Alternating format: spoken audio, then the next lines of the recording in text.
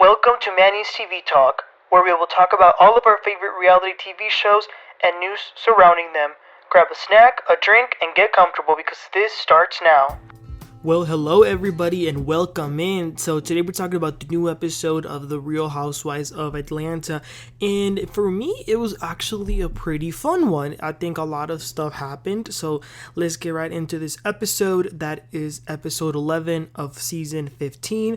It starts off where we left off last week, where Shereé had pretty much demolished Drew in that argument, so Drew couldn't hold it in and she stormed out of the restaurant crying. By the way, Kandi said, "and scene."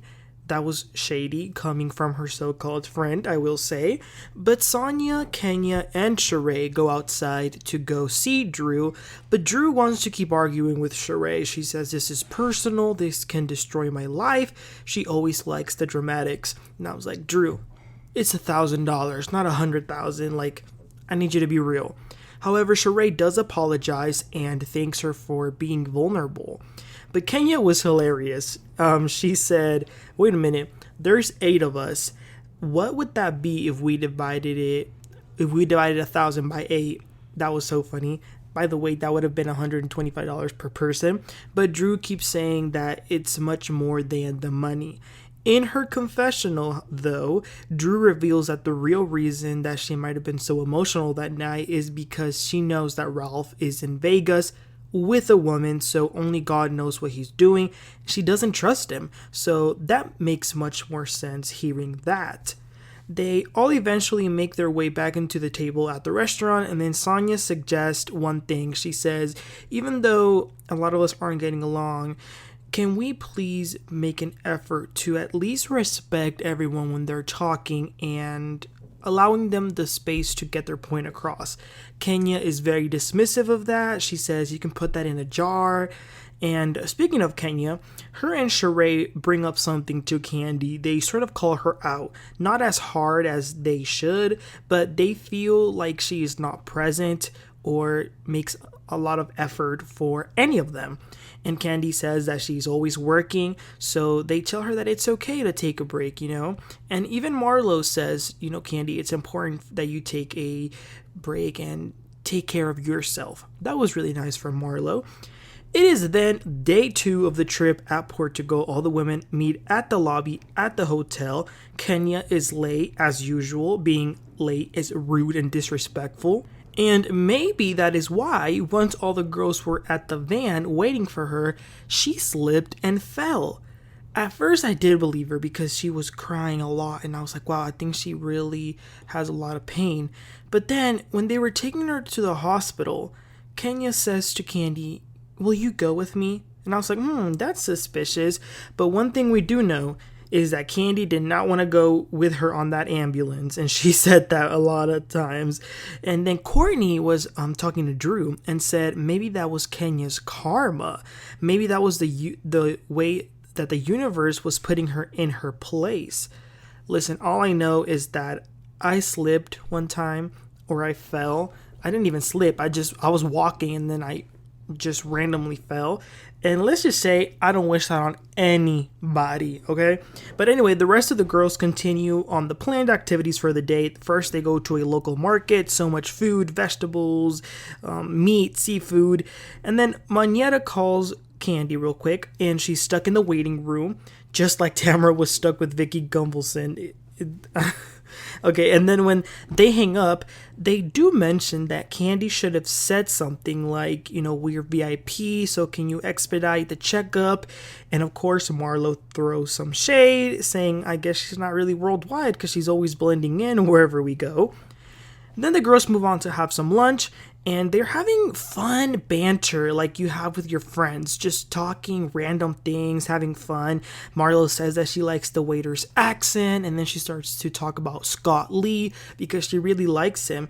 And Shereé, Miss Bone Collector, tells Marlo that Kenya told her that her date with Scott Lee was from Tinder. However, Monyetta had to say to Marlo, I didn't think it was cool for you to say that you dated Roy. And I certainly didn't think it was cool for you to go into the DMs. And Shereé says, excuse me, Were you not there when Kenya pulled out a deleted DM in front of Martell? And even in her confessional, Shereé said, Monyetta, pull your head out of Kandi and Kenya's behind. It must be uncomfortable up in there. And then in that moment, Martell Holt calls Shereé. She puts him on speaker. All the girls are listening. And he says, I want you to think of me when you're sleeping at night. Oh, that was like, damn. Then they, after that, they talk about the night before. And when Drew walked out and she was crying. But more specifically, what Kandi said. Her friend, in air quotes, not only did she not go to check up on Drew, but she also said scene for the actress. Drew says that maybe Kandi didn't understand her or she didn't really analyze the situation correctly. And Shereé says, okay, enough with the fakeness. She asks Drew, what is going on with you and Marlo? So once again, Marlo sincerely apologizes to Drew for screaming F you all those episodes ago. I mean, that was so long ago. And Drew says that she accepts it, but she needs to see some change, whatever.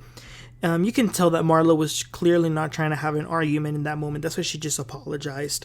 Then some time passes. 8 hours later, Kandi and Kenya are back at the hotel. All they got were some pain medication.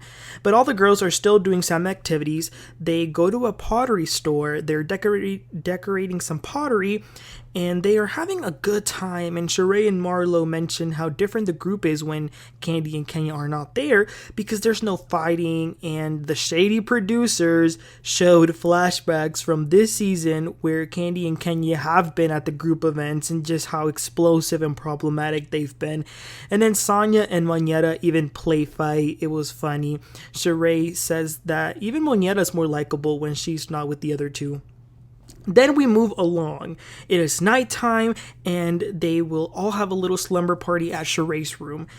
As they're getting ready, Martell calls Shereé again. Scott Lee is also calling Marlo, so maybe that really is going to be a relationship. We shall see.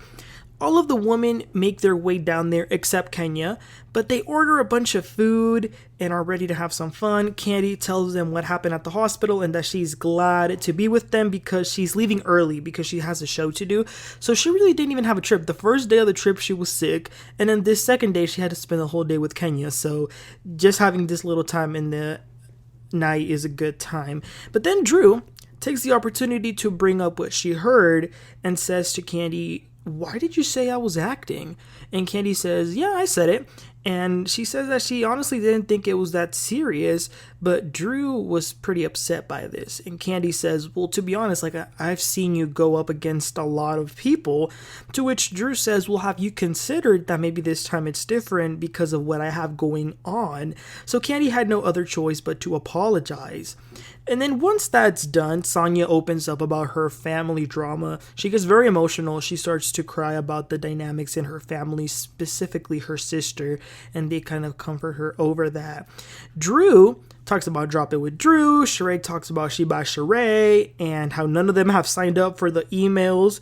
And Marlo says like people have been saying that it's overpriced, and I can't because Shereé gets mad and I can't tell if she's actually mad or not, but it's just funny. But they finally start to have some fun. They're dancing, just goofing off, and the night ends.